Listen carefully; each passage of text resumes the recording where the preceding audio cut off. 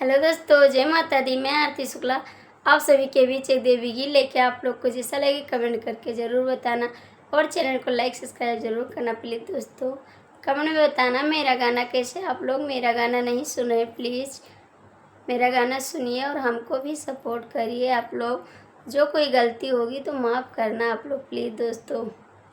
कहाँ से आवे सीताली मैया, कहाँ से काली मैया हो। कहाँ से आवे सीताली मैया, कहाँ से काली मैया हो। सखी हो कहाँ से आवे दुर्गा मैया, तो शेर के सवारी कैली हो। सखी हो कहाँ से आवे दुर्गा मैया, तो शेर के सवारी कैली हो। पूर्व से आवे सीताली मैया, पछुआ से काली मैया हो। सखी हो ऊंचे पहाड़े दुर्गा मैया, तो शेर पे सवारी कैली हो। सखी हो ऊंचे पहाड़े दुर्गा मैया, तो शेर के सवारी कैली हो। कहाँ बैठाओ सीताली मैया, कहाँ काली मैया हो।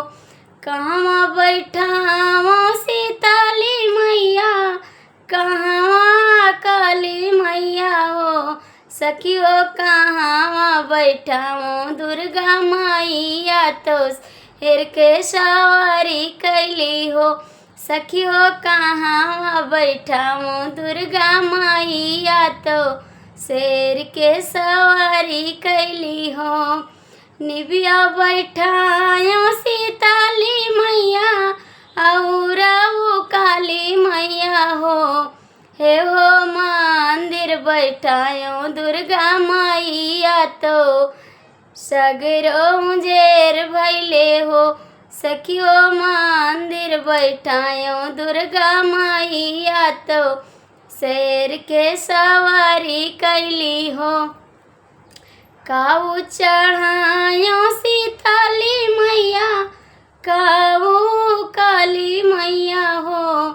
सखी हो काऊ चढ़ायो दुर्गा मैया, तो शेर के सवारी कैली हो। सखी हो काऊ चढ़ायो दुर्गा मैया, तो शेर के सवारी कैली हो। धोतिया करहिया सीताली मैया, और काली मैया हो। सखी हो अड़हुल के फूलवा दुर्गा मैया, शेर के सवारी कैली हो। सखी हो अड़हुल के फूलवा दुर्गा मैया, शेर के सवारी कैली हो। काऊ देई है सीताली मैया, काऊ काली मैया हो। सखी हो काऊ देई है दुर्गा मैया, तो शेर पे सवारी कैली हो। सखी हो काऊ देई है दुर्गा मैया, तो शेर के सवारी कैली हो।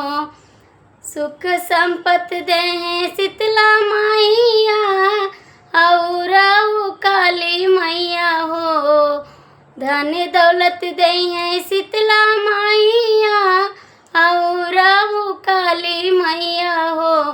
सखी हो पुतवा दे है दुर्गा मैया, तो शेर के सवारी कैली हो।